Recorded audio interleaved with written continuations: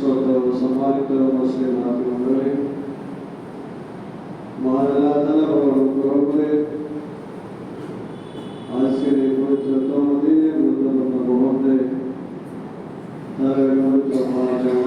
উপস্থিত হয়ে প্রদান করলেন। সেই মহান মনিবের দরবারে কৃতজ্ঞতা প্রকাশ করত আমরা সকলে একমাত্র বলি আলহামদুলিল্লাহ। অতঃপর সর্বশ্রেষ্ঠ মহামানব নবীকুল শিরোমণি রহমাতুল আলামিন শফিউল মুজনিবিন খাতামুন নবিয়্যিন আহমদ মুস্তাফা মুহাম্মদুর রাসূলুল্লাহ সাল্লাল্লাহু তাআলা আলাইহি ওয়াসাল্লাম তার প্রতি শতকোটি শান্তি দান অবশ্যই করে। আল্লাহুম্মা সাল্লি আলা মুহাম্মদ ওয়া আলা আলি মুহাম্মদ ওয়া বারিক ওয়া সাল্লিম। সম্মানিত উপস্থিতি, সূরা আল-বাকারা 124 নম্বর আয়াত তেলাওয়াত করেছি।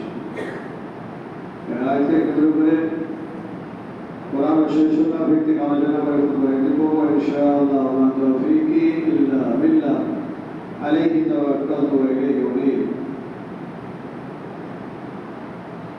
সম্মানিত উপস্থিতি, পৃথিবীর বিভিন্ন প্রান্ত থেকে আল্লাহ তাআলার মেহমান জয়ুর রহমান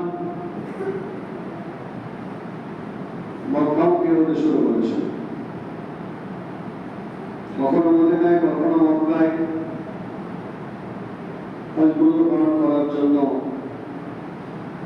যাচ্ছে। এই যে সামনে কোরবানি, হজ এবং কোরবানি দুটো বিষয় জড়িত। এই কোরবানির ইতিহাস, হজের ইতিহাস আমাদের জানতে হবে। কোনখান থেকে এলো, কারা এগুলো করলেন, তাদের আল্লাহ তাআলা করালেন। আমরা সবাই জানি ইব্রাহিম আলাইহিস সালাম, তিনি মানব জাতির নেতা, ইমামুন নাস, জননেতা, মানবের নেতা, যার আল্লাহ রাব্বুল আলামিন আখ্যা দিয়েছিলেন ইব্রাহিম আলাইহিস সালামকে বহু পরীক্ষা করার পরে, যা কুরআনুল কারীম প্রমাণ করছে। সূরা বাকারা 124 নম্বর আয়াত, আল্লাহ তাআলা বলছেন ওয়াইদ বিতালা ইব্রাহিম রাব্বু। স্মরণ করো সেই সময়ের কথাগুলোকে, সেই সময়ের ইতিহাসকে, যখন ইব্রাহিম আলাইহিস সালামকে তার রব পরীক্ষা করলেন বিকালিমাত, কয়েকটি নির্দেশ দিয়ে, কয়েকটি নির্দেশের মাধ্যমে, কয়েকটি বাক্যের মাধ্যমে।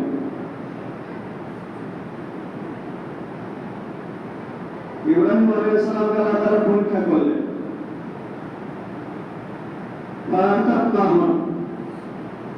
ইব্রাহিম আলাইহিস সালাম সব পরীক্ষায় উত্তীর্ণ হলেন, সব পরীক্ষায় সফলকাম হলেন। সকল পরীক্ষায় সফলকাম হওয়ার কারণে আল্লাহ তাআলা এত মর্যাদা তাকে দিলেন, জননেতা বানিয়ে দিলেন, মানব জাতির নেতা বানিয়ে দিলেন।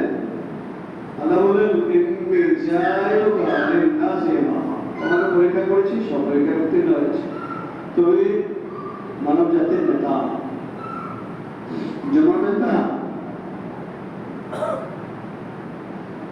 ইব্রাহিম আলাইহিস সালাম আল্লাহকে একটা প্রশ্ন করে দিলেন,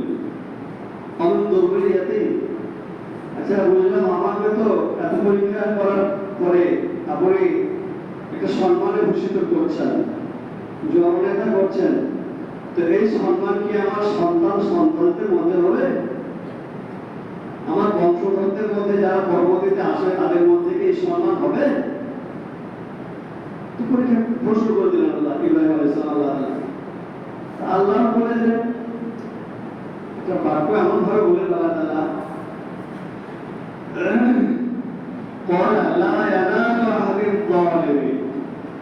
আল্লাহ তাআলা বললেন ইব্রাহিম সালাম যখন বলেন আমার সন্তানদের মধ্যেও কি এই সম্মানটা হবে? তো আল্লাহ তাআলা বললেন যারা সীমালঙ্ঘনকারী, যারা জানেন, তাদের ব্যাপারে আমার অঙ্গীকার প্রযোজ্য নয়। তাহলে সম্মান পাবে, কিন্তু সম্মানটা সবাই পাবে না। যারা জানেন, যারা অত্যাচারী, যারা ভ্রষ্ট হতে যাবে, তারা কিন্তু এই সম্মানটা পাবে না। বাকি সম্মান আছে এই জায়গায় নেই, কিন্তু অন্য সরে আনকাবুতে 27 নম্বর আয়াতে আল্লাহ তাআলা যেখানে উল্লেখ করেছেন ইব্রাহিম আলাইহিস সালামকে আল্লাহ তাআলা দিলেন কি দান করলেন? ইসহাককে, আর ইসহাকের পুত্র ইয়াকুব ইব্রাহিম সালামকে দিলেন। وجعلنا في ذريته النبوة وجعلنا في ذريته النبوة والكتاب, এবং তার বংশধরদের মধ্যে আমি কিতাব এবং নবুয়ত রেখে দিলাম। তাহলে আল্লাহ তাআলা নবুয়ত দিয়েছেন, আবার ঐশিক গ্রন্থ দিয়েছেন, কিন্তু কাকে দিয়েছেন?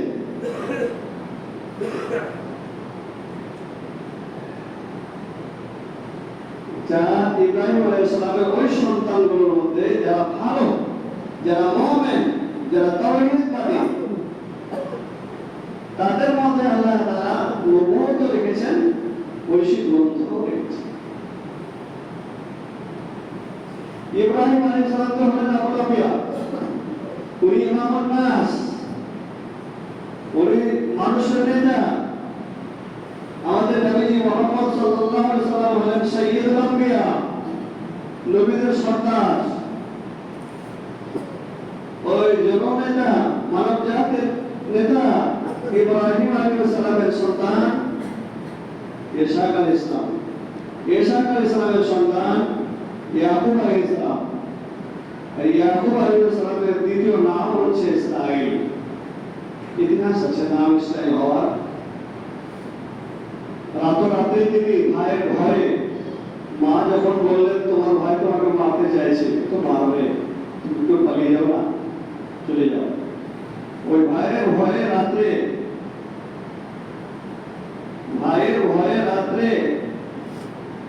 ইয়াকুব আলাইহিস সালাম পালিয়েছিলেন, সফর করেছিলেন। এর জন্য এর নাম ইসরাইল পড়ে গেছে। আর ইয়াকুব আলাইহিস সালামের দ্বিতীয় নাম যে ইসরাইল, এর বংশধর থেকে পার ইসরাইল। আর যত নবী ও রাসূল এসেছেন, কয়েকটা নবী ছাড়া, আদম আলাইহিস সালাম, ইদ্রিস আলাইহিস সালাম, সালেহ আলাইহিস সালাম, হুদ আলাইহিস সালাম, এই কিছু নবী ছাড়া অসংখ্য নবী ও রাসূল এসেছেন এবার ইসরাইল।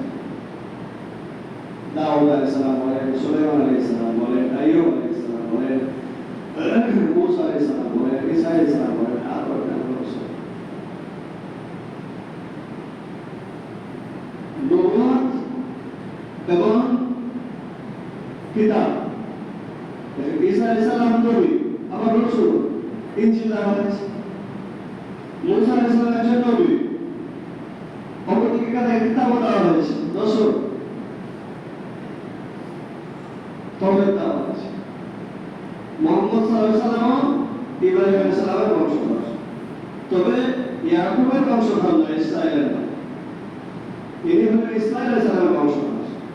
ইসমাঈল আলাইহিস সালামের বংশধরের বংশে মুহাম্মদ সাল্লাল্লাহু আলাইহি ওয়াসাল্লাম কারণে ওই ইসরাইলের ইহুদিদের এত বাজানা, আমাদের বংশে হলেন নবী, তোমাদের বংশে শেষ নবী।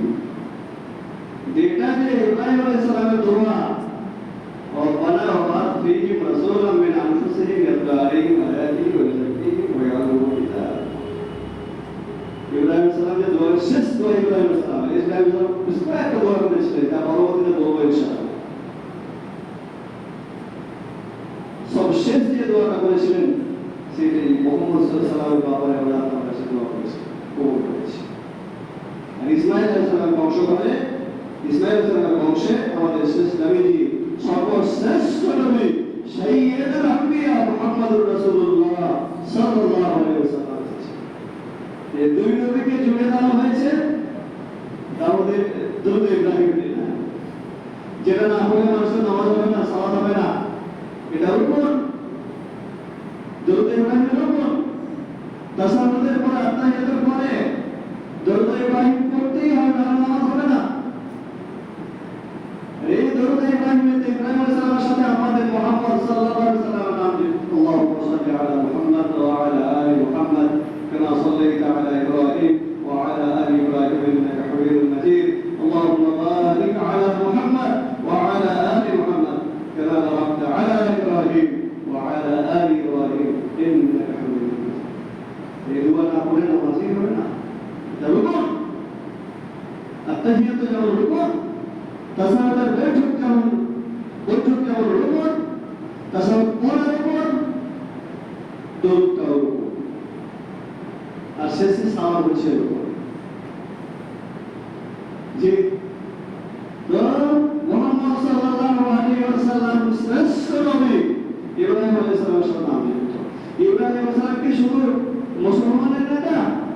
যে না, সারা পৃথিবীতে সব মাযহাবে, সব ধর্মে তার একটা সম্মান রয়েছে। অনেক তো ইহুদিরাও বলতো ইব্রাহিম ইহুদি ছিল, খ্রিস্টানও বলতো এই ইব্রাহিম খ্রিস্টান ছিল। কেন? সব তার মান সম্মান নিয়ে যে সেই শুনেছে, আল্লাহ তার সবকে খণ্ডন করে দিয়েছে। ইহুদিরা বলতো যে ইব্রাহিম ইহুদি ছিল, ইব্রাহিম ইহুদি ছিলেন, বলতো ইব্রাহিম খ্রিস্টান ছিলেন। কিন্তু আল্লাহ বলছেন না, ইব্রাহিম আলাইহিস সালাম কখনো ছিলেন না ইহুদি, কখনো খ্রিস্টান। বুঝে যাচ্ছে সব মানুষ পৃথিবীতে যে যে জাতির মানুষ আছে, যে মাযহাবের মানুষ আছে, সবাই ইব্রাহিম আলাইহিস সালামকে সম্মান করেছে। কেন? ইব্রাহিম আলাইহিস সালাম এমন এক ব্যক্তিত্ব যিনি এমন পরীক্ষা দিয়েছেন যা পৃথিবীতে বিরল। সেরকম পরীক্ষা কোনো মানুষ দিতে পারেনি বা হয়। ইব্রাহিম আলাইহিস সালামকে পুরো জীবনটাই, শুরু থেকে শেষ পর্যন্ত পুরো জীবনটাই যেন পরীক্ষা আর পরীক্ষা। যতদিন তিনি ইরাকে থাকবেন, ইরাকের বাবার সামনে জন্ম, এক মূর্তি পূজারের ঘরে, আজরের ঘরে জন্ম, জানেন সবাই, সময় সাপেক্ষে বলতে হয়। তিনি জন্মগ্রহণ করেছেন এমন এক জায়গায় মূর্তি পূজারের ঘরে। জি, মূর্তি পূজারের ঘরে জন্মগ্রহণ করেছেন। আল্লাহ কার ঘরে কাকে জন্ম দিয়ে কোথায় পাঠাবেন? আল্লাহ কোন দুটা ভালো মন্দ জায়গা দুটা, জান্নাত জান্নাত। ঈমান দিয়ে, তাওহীদ দিয়ে কাকে আল্লাহ তাআলা জান্নাতবাসী করবেন, আর ভ্রষ্ট পথে গিয়ে মুশরিক হয়ে, বিভ্রান্তির শিকার হয়ে, বিপদে পরিচালিত হয়ে জাহান্নামে যাবে। মুশরিকের ঘরে জন্মগ্রহণ করে তাওহীদবাদী হয়ে জান্নাত লাভ করছেন, আবার তাওহীদের ঘরে জন্মগ্রহণ করে, নবীর ঘরে জন্মগ্রহণ করে, নবীর ছেলে জানেন না, নবীর স্ত্রী জানেন না, ইতিহাস নবীর ছেলে কি হলো? বিভ্রাট পথে চলে গেল। আমল কাজ সেখানে আমল যদি ঠিক না হয়, তাহলে মৌলবীর কথা হলো তো কি, হাজির কথা হলো তো কি, নবীর কথা হলো তো কি? সর্বশ্রেষ্ঠ মানুষ পৃথিবীতে হচ্ছে নবীরা। এটা আয়াতে প্রমাণ করছে। বলে ইউতিল্লাহ ওয়া রাসূলা ফাউলাইকা মা'আল্লাযীনা আন'আমা আল্লাহু আলাইহিম মিনান নাবিয়্যিন ওয়াস-সিদ্দীকিন ওয়াস-শুহাদা ওয়াস-সালিহিন। প্রথম সারির লোক পৃথিবীতে হচ্ছে নবীরা, আম্বিয়া কেরাম। নবীর ছেলে মুসলিম একটা হাদিস আছে, মান বাত্তা বিহি আমালুহু লাম ইউসরা বিহি নাসাবু। যার আমল তাকে পিছিয়ে দিল, মান বাত্তা বিহি আমালুহু, যার আমল তাকে পিছিয়ে দিল, আমল নাই, খোদা ইবাদত নাই, নামাজ নাই, রোজা নাই, টাকা পয়সা আছে, হজ নাই, টাকা পয়সা আছে, জাকাত নাই,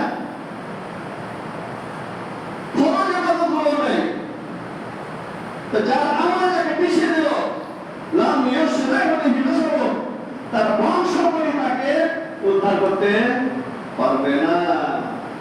আমি অমুক বংশের, অমুক বংশের হলো দেখি, আমি মাস্টার ছেলে, তো মাস্টার ছেলে বলতে পাগলা যদি খাবারে তোর বাপ মাস্টার ছিল, তুই খাবা? আমি সাহেবের ছেলে, আর তোর বাবা সাহেব ছিল, তোর বাবা একটা পণ্ডিত ছিল, লেখক ছিল, বই লিখে গেছে, তুই যে পাগলা না। আমাদের ত্রুটি হলে বংশমর্যাদা করে যাস, আমরা যাকে মিশিয়ে নিয়েছে তার বংশমর্যাদা বিক্রি করো। হ্যাঁ, আমার বাপ ভালো আছে, আলেম ছেলে পাঠিয়ে যাবো, আমি একজন আলেমের ছেলে, কিছু জানি টোটা পাটা আমার পাঠিয়ে যাবো, আমি আরবি জানি, আরবিতে সব কোশ্চেন হতে পারে, হবে আরবিতে কোশ্চেন হবে, আরবিতে কোনো প্রতিযোগিতা হচ্ছে, আরবিতে কোশ্চেন হবে, উত্তর কি করে দেবো? আমি আরবি জানি না, আমার তো ঠিকই করি, কিন্তু আরবি জানি না, উত্তরটা কি দেবো? আপনাকে উত্তর দিতে হবে না, আপনার আমলে উত্তর দিতে, আমলে যদি ঠিক থাকে আপনার আমলে উত্তর বেরিয়ে যাবে।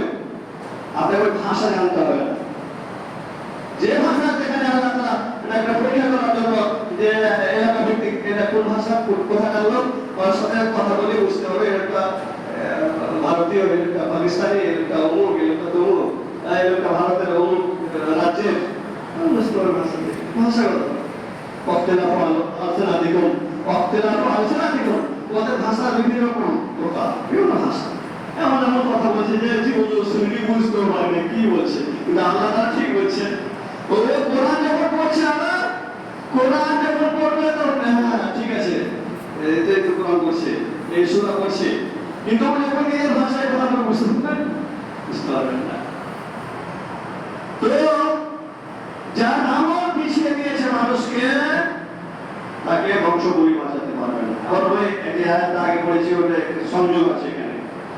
ইব্রাহিম ইসলাম যে দোয়া করেন আমার সন্তানদের বলতে হবে না, হ্যাঁ হবে, কিন্তু যার আমল ভালো হবে, যে তোমার তাওহীদের পথে চলবে, সে পাবে, তার মধ্যে নবুয়ত থাকবে, তার মধ্যে কিতাব থাকবে, কিন্তু লা ইয়ানালু হাদিল যালিমিন, আমার অধিকার জালেমদের ব্যাপারে পর্যন্ত হবে না। শিক্ষিত দুনিয়াতে অনেক এসেছে যুগে যুগে, হ্যাঁ, আবু জাহল শিক্ষিত ছিল না, আবু লাহাব শিক্ষিত ছিল না, উতবা সাহেব শিক্ষিত ছিল না, আর অন্যান্য কাফেররা শিক্ষিত ছিল না, তাদের ভাগ্যে হিদায়াত নাই বলে কি হয়েছে, তারা জান্নাতে গেছে, তাদের কোনো আমল নেই। জি, কিন্তু যারা ওই পথে চলেছে, দেখেন তো নবীরা তো নবীরা, যারা ইমাম তাদের নাম দেখেন তো, যারা হাদিস পড়ছে, মাদ্রাসায় পড়াশোনা করছে, ইমাম আবু হানিফা, ইমাম শাফিঈ রাহিমাহুল্লাহ, ইমাম মালিক রাহিমাহুল্লাহ, ইমাম আহমদ রাহিমাহুল্লাহ, তাদের নাম আসতে গেলে রাহিমাহুল্লাহ কত সুন্দর একটা দোয়া হয়ে যাচ্ছে।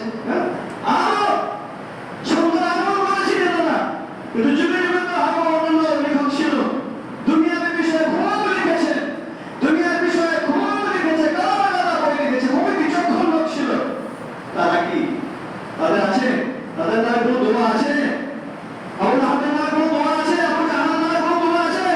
হযরত আলীর নামে দোয়া আছে, রাদিয়াল্লাহু আনহু, আবু বকর রাদিয়াল্লাহু তাআলা আনহু, ওমর ফারুক রাদিয়াল্লাহু তাআলা আনহু, তাদের নামে দোয়া আছে। আবু জাহলের নামে কোনো দোয়া আছে? ওদের জন্য কোনো দোয়া আছে? কোনো দোয়া নেই।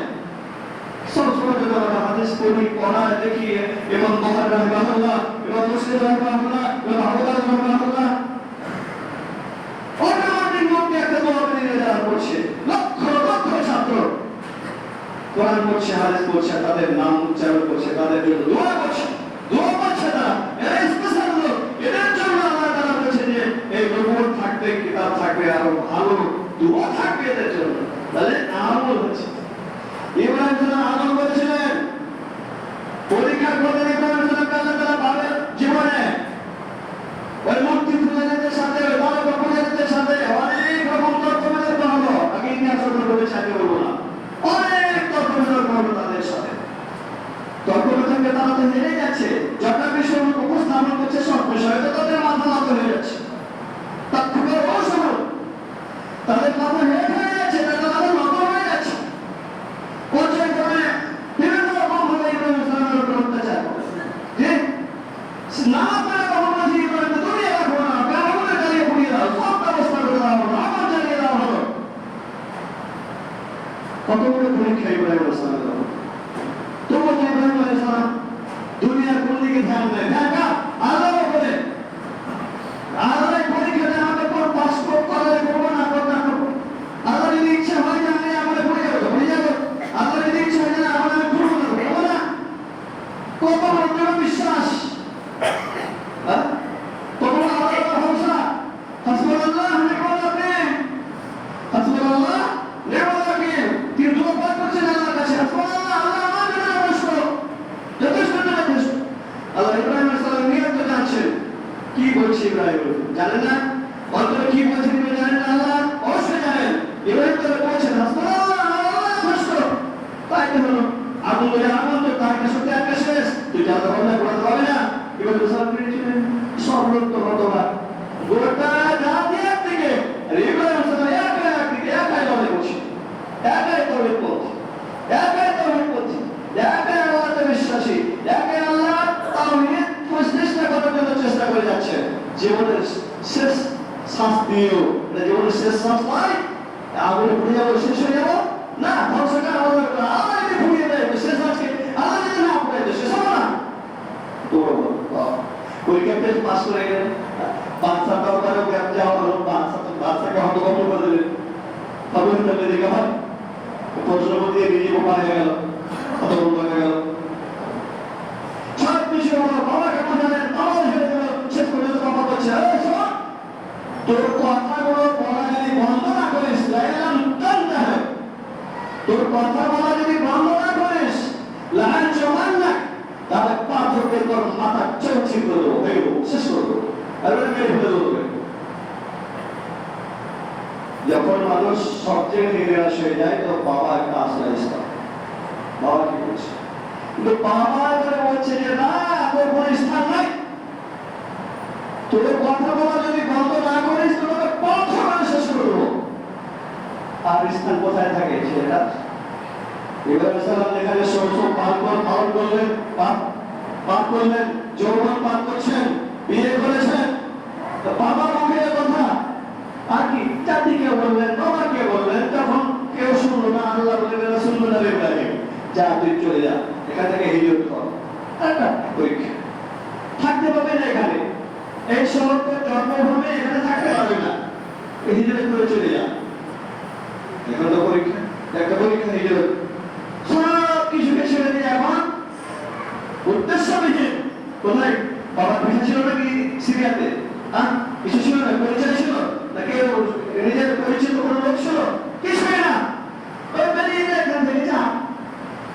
আল্লাহ বলতে করেছিলেন, প্রশ্ন চেয়ে গেলেন, আছে কে স্ত্রী, আছে কে ভাতিজা, যিনি পরিণত হয়েছিলেন লোক আলাইহিস সালাম, এই তিনজন লোক চলে গেলেন সিরিয়া চলে গেলেন। সেখানে আল্লাহ তাআলা আমার করবেন ইব্রাহিম সালামকে দিয়ে।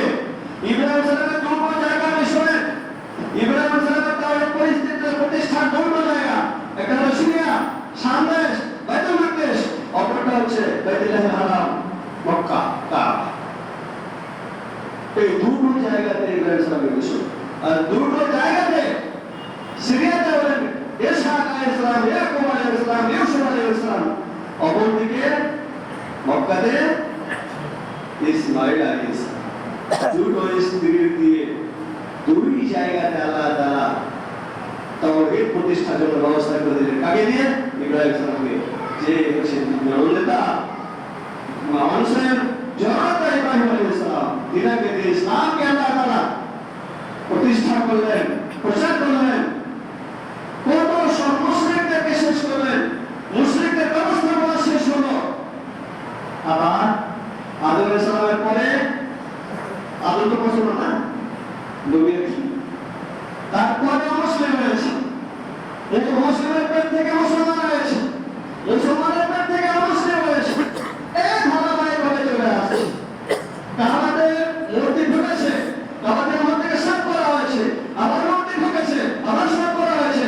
ইব্রাহিম সালাম মূর্তিকে শেষ করে দিলেন, দুনিয়া ছেড়ে গেলেন, বহুদিন চলে গেল, আবার মূর্তি ঢুকে মুহাম্মদ সাল্লাল্লাহু আলাইহি ওয়াসাল্লাম আবার আসলেন, মক্কা বিজয় হলো, মূর্তিকে আবার শেষ করে দিলেন।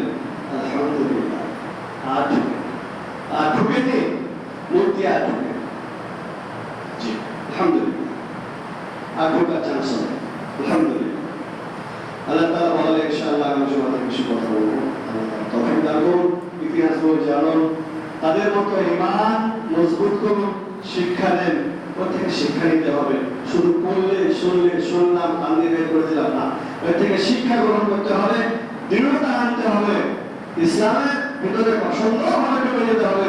যেটা আমাদের অবস্থান হবে জান্নাত, আমরা জান্নাত যদি চাই না, যেটা ইব্রাহিম আলাইহিস সালামের অপর দিকে আল্লাহ বললেন জান্নাতের জন্য এটা প্রযোজ্য নয়, যারা অবিচার করে তাদের জন্য এটা প্রযোজ্য নয়, তাহলে ওই দিকে আমরা যেতে চাই না। আমরা যেতে চাই কোন দিকে? যেদিকে শান্তি আছে। ইব্রাহিম সালাম যেদিকে যেতে গেছেন, কালিমুল্লাহ কালিমুল্লাহ কালিম ইউসুফুল্লাহ ইব্রাহিম, সম্মানিত পুত্র সম্মানিত, তার পুত্র সম্মানিত, তার পুত্র চারটা প্রেম সত্তা নবী ইউসুফ আলাইহিস সালাম, তার বাবা ইয়াকুব আলাইহিস সালাম, তার বাবা ইসহাক আলাইহিস সালাম, তার বাবা ইব্রাহিম আলাইহিস সালাম। আল্লাহ তাআলা যেন তাদের থেকে ইতিহাস জেনে শুনে আমাদেরকে ঈমান মজবুত করার তৌফিক দান করেন। আমি কুল করে খান আস্তাগফিরুল্লাহ আলাইহি ওয়া সাল্লাম আস্তাগফিরুহু ইন্নাহু হুয়াল গফুরুর